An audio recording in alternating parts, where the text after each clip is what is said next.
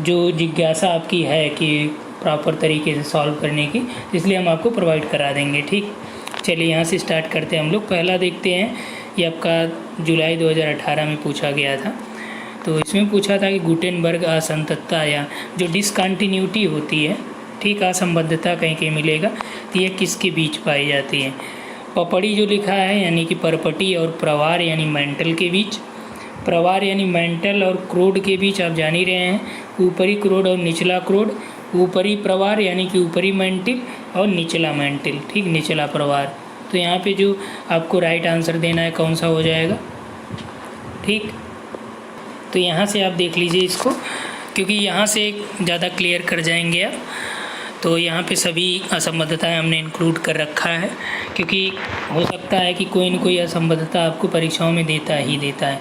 अब देखिए कि जो ये वाला पार्ट है इसे क्रस्ट कहते हैं हम लोग, उसके नीचे आपका मेंटल यानी प्रवार हो गया, ठीक,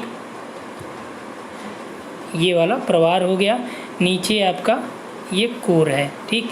तो जो अर्थ की इंटीरियर स्ट्रक्चर होते हैं यानी कि संरचना, आंतरिक संरचना होती है, उसमें 3 परतों को डिवाइड किया जाता है। एक आपका क्रस्ट, दूसरा मेंटल, तीसरा कोर। क्रस्ट, मेंटल और कोर, ठीक, इसी के बीच ये असंबद्धताएँ विद्यमान है, डिसकंटिन्यूटी पाई जाती है, सततता नहीं होती है, ठीक। तो इसी डिसकंटिन्यूटी को अलग अलग जगह अलग अलग नाम दिया गया है। जो आपका परपटी में डिसकंटिन्यूटी पाई जाती है यानी अपर परपटी और लोअर क्रस्ट के बीच, तो उसे हम लोग कहते हैं कोनोराड डिसकंटिन्यूटी यानी कोनोराड असंबद्धता। और जो आपका निचला क्रस्ट और ऊपरी मेंटल, ये आपका जो है ये अपर मेंटल है यानी ऊपरी प्रवार, और ये जो आपका है निचला क्रस्ट है, इसके बीच जो असंबद्धता पाई जाएगी, डिसकंटिन्यूटी पाई जाएगी, उसे कहेंगे मोरोविक डिसकंटिन्यूटी। यहाँ पे देखिए दिया भी है, Mohorovicic discontinuity between lower crust and upper mantle, ठीक, यानी निचला जो क्रस्ट है और ऊपरा प्रवार या ऊपरी प्रवार, ठीक। अगला यहाँ पे देखिए कि जो दूसरा है आपका अपर मेंटल और लोअर मेंटल के बीच जो पाई जाती है उसे कहा जाता है रिपीटी डिसकंटिन्यूटी। ये आपका अपर और लोअर मेंटल के बीच में होती है। और जो आपका गुटेनबर्ग डिसकंटिन्यूटी है, तो गुटेनबर्ग यहाँ से आप देख रहे हैं कि कोर चालू हो गया, तो ये आपका लोअर जो मेंटल है और आउटर कोर, ये आपका आउटर कोर है, तो लोअर मेंटल और आउटर कोर के बीच जो डिसकंटिन्यूटी वो आपका गुटेनबर्ग हो गया।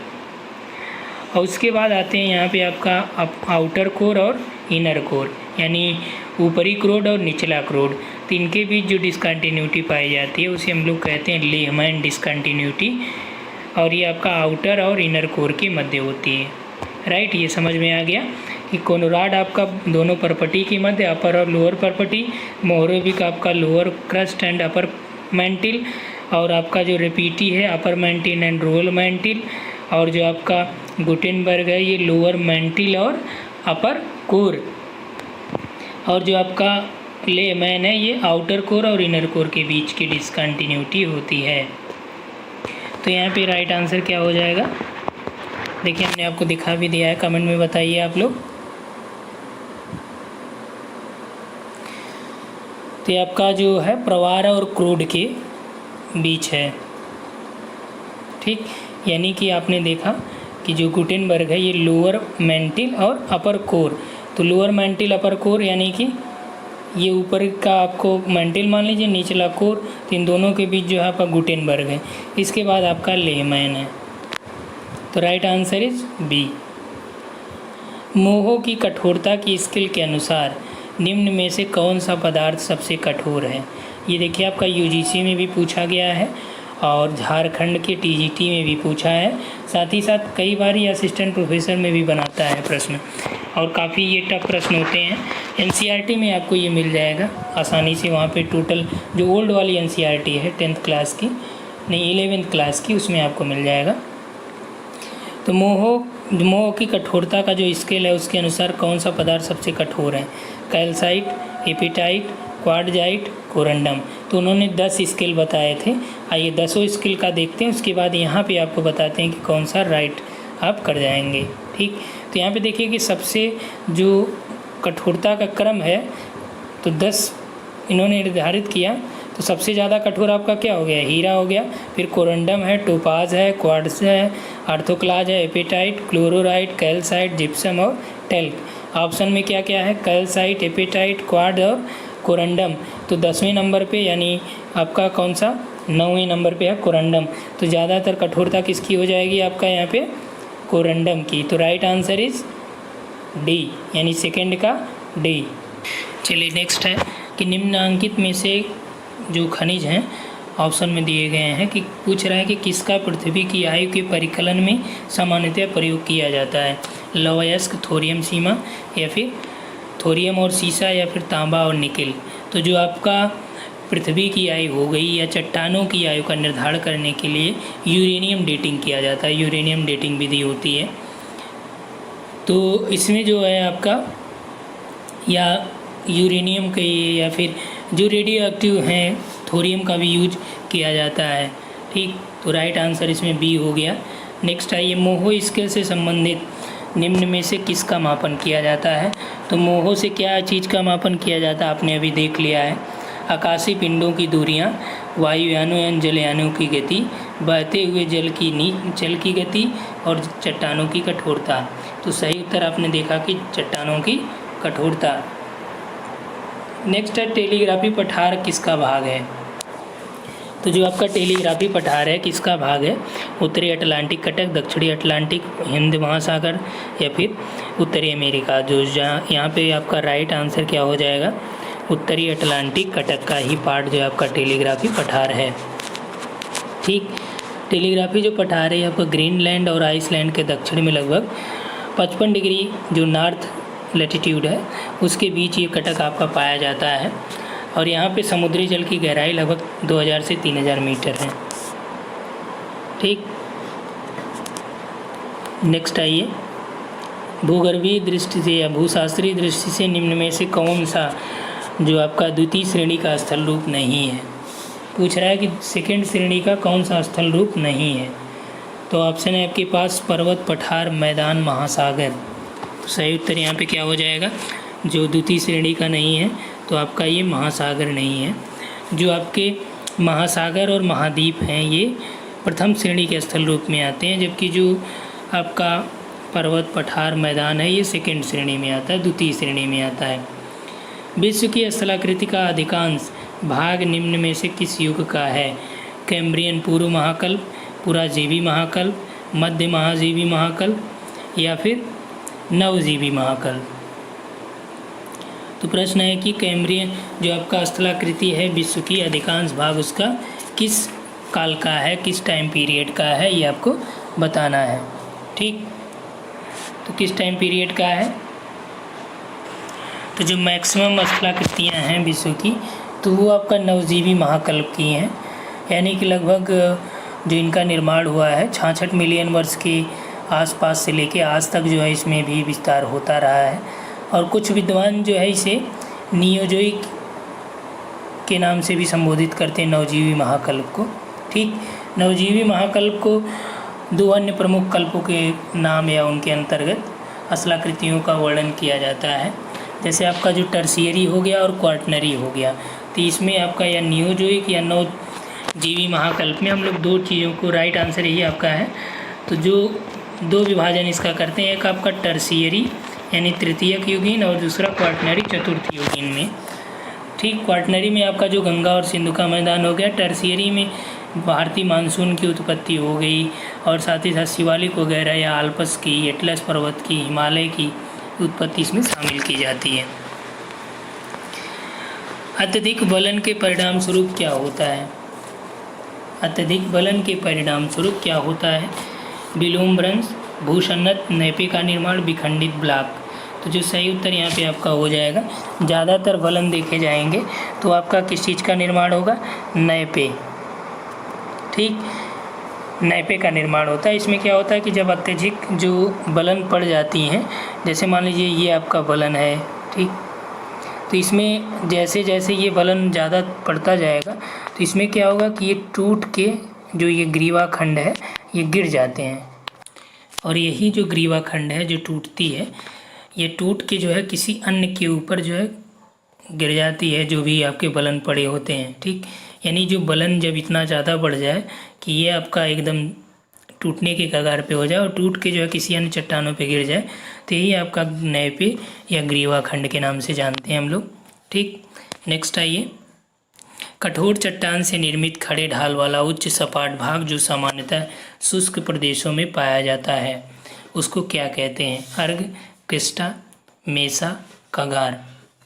तो यहाँ पे जो आपका सही उत्तर हो जाएगा, कठोर चट्टानों से निर्मित खड़े ढाल वाला उच्च सपाट भाग जो सामान्यतः शुष्क प्रदेशों में क्या कहा जाता है?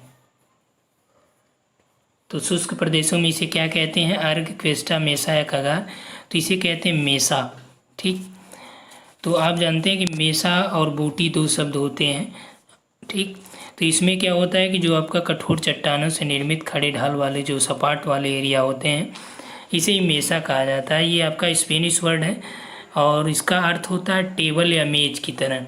तो जब चट्टानें क्या होती हैं कि विभिन्न प्रकार के अपक्षय अपर्दन प्रक्रियाएं चलती रहती हैं, तो ये मान लीजिए चट्टानें बहुत स्ट्रांग हैं, बहुत कठोर हैं और साइड में और ज़्यादा कठोर नहीं थी, तो ये सभी कट के अपक्षय अपर्दन से अलग हो जाती हैं और नीचे वाली जो चट्टान है ये भी आपका इस तरह से बना रहता है और ये पूरा एक मेज की भांति बना पड़ा रहता है। ठीक, जब आप यहाँ से मैहर से आगे जाएंगे तो परसोमानिया हिल के आसपास जो है यहाँ पे आपको एमपी में मेसा और बूटी का दर्शन होगा, यानी वहाँ पे आपको ये दिख जाएंगे। चलिए नेक्स्ट आते हैं। चट्टानों के निर्माण के दौरान अपनाया जाने वाला सही क्रम क्या है? चट्टानों के निर्माण के दौरान अपनाया जाने वाला सही क्रम क्या है? कायांतरिक चट्टान, लावा, आग्नेय चट्टान, अवसादी चट्टान।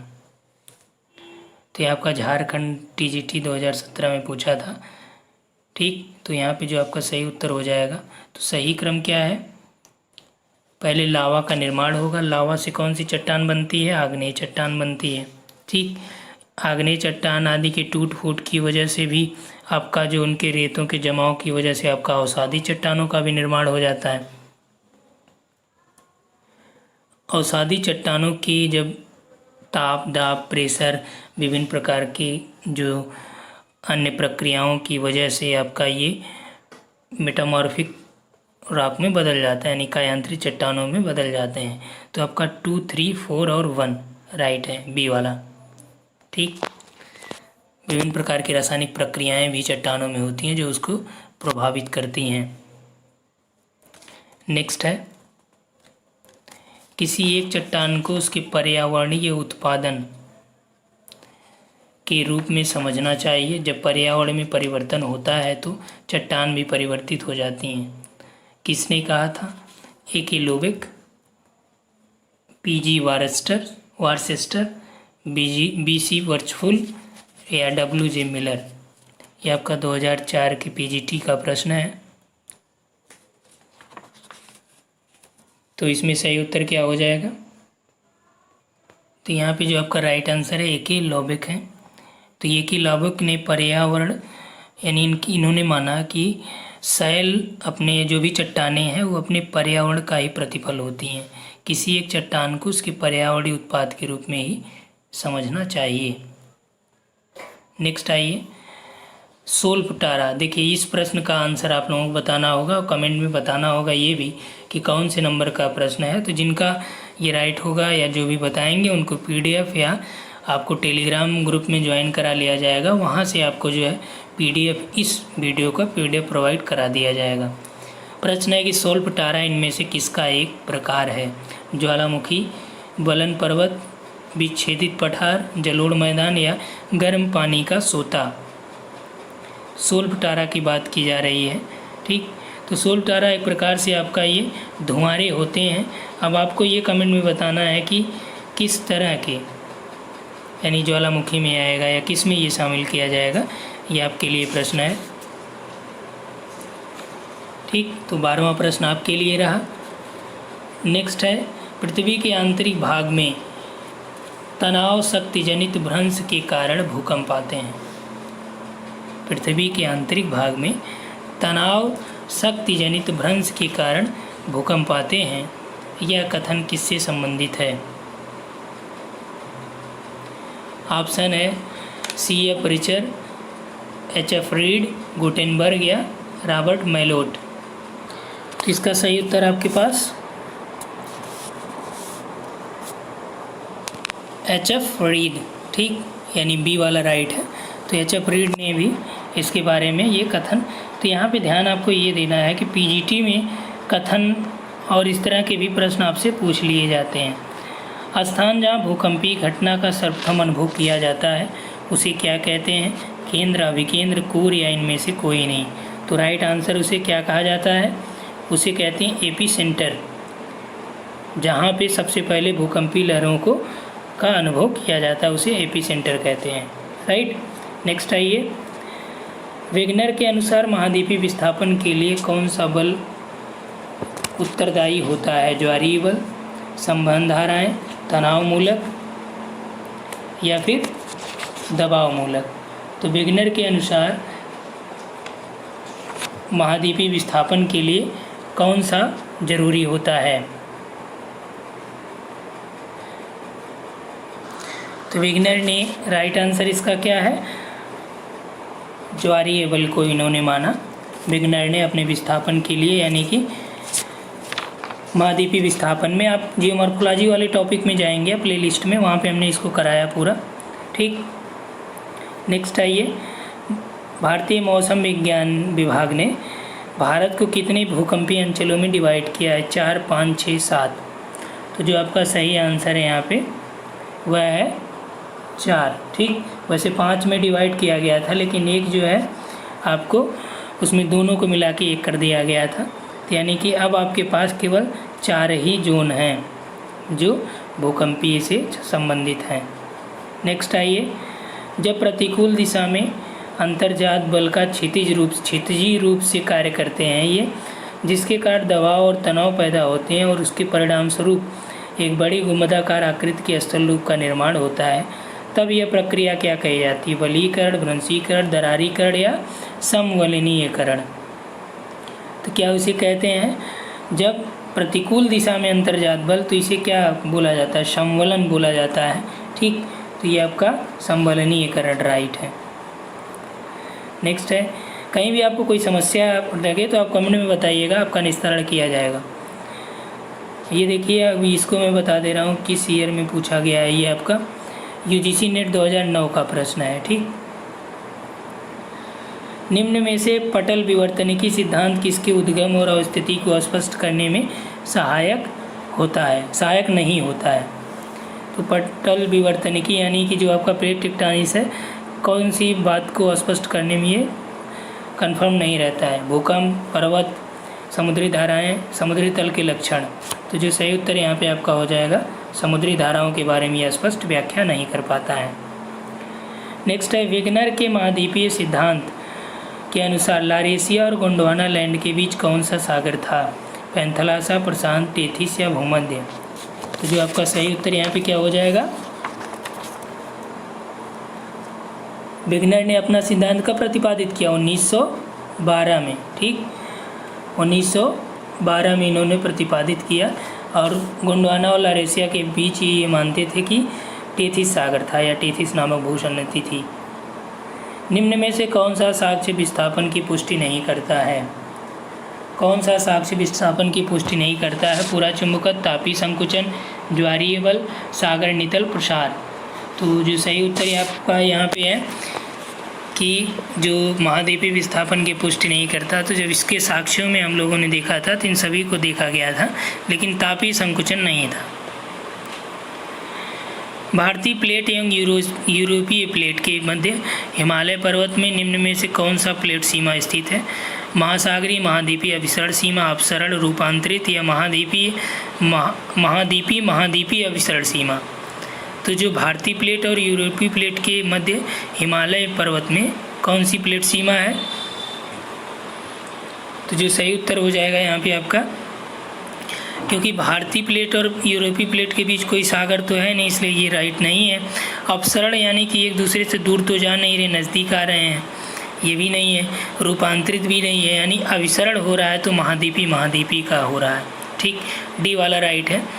निम्न में से कौन सा महाद्वीपीय विस्थापन के पक्ष में प्रमाण है? तो महाद्वीपीय विस्थापन के पक्ष में कौन सा प्रमाण है? जिग्सा फिट, ट्रांसकरेंट फ्रंस या विभिन्न क्षेत्रों में जीवाश्म, मेंटल में संवहन। तो जो आपका यहाँ पे सही उत्तर हो जाएगा कौन सा है? जिग्सा फिट तो आप एक है ही है। ठीक, दूसरा जीवाश्म जो ग्लोसोप्टेरिक्स का जीवाश्म मानते हैं ये पाया जाना। ठीक, इन दोनों को प्रमुख रूप से हम लोग इसमें देखते हैं। तो राइट आंसर यहाँ पे आपका ए। नेक्स्ट है महाद्वीपों एवं महासागरों की उत्पत्ति के चतुष्फलकीय सिद्धांत का प्रतिपादन किसने किया? तो चतुष्फलकीय सिद्धांत का प्रतिपादन से संबंधित है लुथियन ग्रीन, होम्स, वेगनर या केल्विन। आसान है ये, तो लुथियन ग्रीन है। नेक्स्ट है the earth shifting crust. Earth shifting crust जो बुक है वो किसकी है?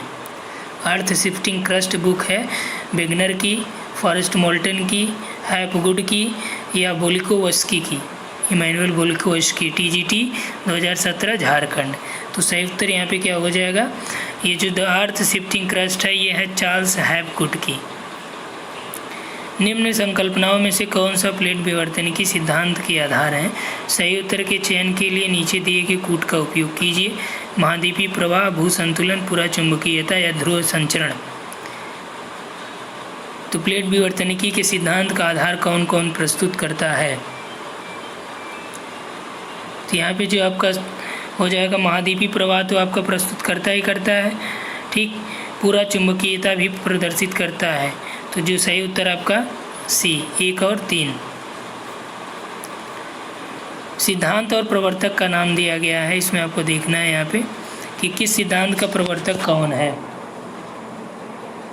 ठीक, तो महाद्वीपीय विस्थापन सिद्धांत, तो महाद्वीपीय विस्थापन किसने दिया? अभी आपने देखा वेगनर का है। समुद्री तल प्रसरण सिद्धांत हैरी हेस का है। संवहन तरंग सिद्धांत किसका है? होम्स का है। प्रत्यास्थ प्रतिक्षेप सिद्धांत कर्नल रीड का है। ठीक, नेक्स्ट आइए, निम्न में से किस विद्वान ने प्लेट विवर्तनिकी संकल्पना को विस्तारित और विकसित करने का प्रयास किया? J.T. Wilson, D.P. McKenzie, Parker या सभी? तो इसमें देखिए इन तीनों ने योगदान दिया था। तो राइट आंसर इज डी।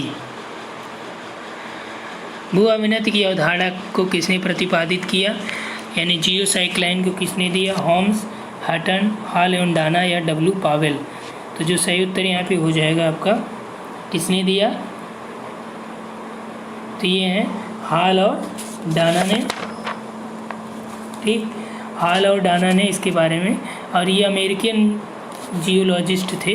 ठीक, इन्होंने अपलेशियन जो पर्वत थे उसका अध्ययन किया था। और जो भू अभिनति शब्द सर्वप्रथम प्रयोग किया था तो ये डाना महोदय ने किया था। ठीक, जबकि संकल्पना दोनों को माना जाता है, हाल एवं डाना दोनों को, लेकिन जो विकास का प्रमुख श्रेय है वो हाग को ही है। कैलिफोर्निया में सैन एंड्रियाज भ्रंश पटल सीमा और पटल गतियों के निम्न प्रकारों में से किसका उदाहरण है? वामावर्त गति की रूपांतरित सीमा, दक्षिणावर्त गति की रूपांतरित सीमा, वामावर्त की अपसारी सीमा या दक्षिणावर्त गति की अभिसारी सीमा? तो जो सही उत्तर यहाँ पे हो जाएगा आपका दक्षिणावर्त गति की रूपांतरित सीमा को ही आपका ये जो सैन एंड्रियाज भ्रंश या पटल सीमा या पटल गतियाँ हैं इसमें शामिल की जाती हैं। नजका प्लेट किस दिशा की ओर बढ़ रहा है? देखिए UGC 2018 का प्रश्न है, पूर्व, पश्चिम, दक्षिण या उत्तर? तो जो नजका प्लेट है ये आपका पूर्व दिशा की ओर बढ़ रहा है। ठीक, प्लेटों के बारे में आपने देखा कि इसका विस्तृत चर्चा हमने जियोमॉर्फोलॉजी वाले टॉपिक में किया ही है। वहाँ से आप सभी के बारे में देख सकते हैं कितनी प्लेटें हैं, कितनी बड़ी, कितनी छोटी। ठीक, नेक्स्ट है, निम्न में से कौन सा युग्म सुमेलित नहीं है? क्रोबर, जो कोबर का है ये आपका क्रेटोजन है। ठीक, डाली किससे संबंधित है? तो डाली आपका आवर मोबाइल अर्थ से है। विल्सन का प्लेट है। ठीक, प्लेट के बारे में संकल्पना दी थी। तापीय चक्र सिद्धांत होम्स का तरंग संवहन वाला है। संवहन तरंग सिद्धांत है होम्स का। तापीय चक्र सिद्धांत ये आपका जेफरीज का है। ठीक, नेक्स्ट आइए, पर्वतों की उत्पत्ति से संबंधित रेडियोधर्मिता सिद्धांत किसने दिया? जॉली, होम्स, टेली, कोबर। सही उत्तर यहाँ पे आपका जॉली। नेक्स्ट आइए, निम्न शब्दों में से किसका संबंध प्लेट विवर्तनिकी से नहीं है? उत्प्लावकता बल, चुंबकीय विसंगति, सागर नितल प्रसार, प्रत्यावर्तन। कौन सा इसमें सही उत्तर हो जाएगा? तो यहाँ पे आपका जो राइट आंसर हो जाएगा उत्प्लावकता का बल। इसका जो है यहाँ पे सिद्धांत नहीं मिलता है। नेक्स्ट आइए, निम्नलिखित पर्वत श्रेणियों को उत्तर दक्षिण क्रम में व्यवस्थित कीजिए और सही कूट का चयन कीजिए। धौलाधर, लद्दाख, पीर पंजाल, जास्कर। ठीक, तो आप जानते हैं कि जब हम लोगों ने अनअकैडमी पे हमने आपको इसका कराया है पूरा, जब इंडिया का मैप बनाएंगे तो यहाँ पे आपका श्रेणियों का जब उत्तर से दक्षिण आपको क्रम करना पड़ेगा। तो सबसे पहले आता है काराकोरम, फिर लद्दाख, फिर जास्कर, फिर पीर पंजाल, फिर धौलाधर। ठीक, यानी कि लद्दाख, जास्कर, पीर पंजाल, धौलाधर। ठीक, तो इसमें जो सही उत्तर आपका हो जाएगा तो ये आपका यहाँ पे नंबर 1 पे लद्दाख, 2 पे आपका जास्कर यानी 2, 4, फिर पीर पंजाल, फिर धौलाधर, तो सी वाला। नेक्स्ट आइए, यहाँ पे देखिए 34 प्रश्न इंक्लूडेड है। एक जो है यहाँ से भूल बस नहीं हो पाया है, तो जो 35वां प्रश्न है उसको हम आपको यहाँ पे नोट डाउन करा दे रहे हैं। यदि आप लिखना चाहें, आसान सा प्रश्न है। ठीक, उससे आप क्लियर भी कर सकते हैं। प्रश्न है कि संसार का सबसे युवा पर्वत कौन सा है? संसार का सबसे युवा पर्वत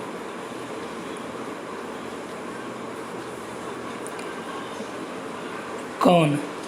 ये आपका TGT 2017 में पूछा था, तो दिया है हॉर्ज पर्वत, पश्चिमी घाट, हिमालय, सतपुड़ा। तो जो सबसे नवीनतम पर्वत है कौन सा है? हिमालय है। ठीक, तो आज के वीडियो में बस इतना ही। आगे इसी तरह से हम लोग देखेंगे। नेक्स्ट जो होगा कल का वीडियो वो आपका प्योर जियोमॉर्फोलॉजी से रहेगा। उसमें हम लोग जियोमॉर्फोलॉजी की थ्योरीज, कुछ बुक्स और जो राइटर हैं उसके बारे में वहाँ पे चर्चा करेंगे। धन्यवाद।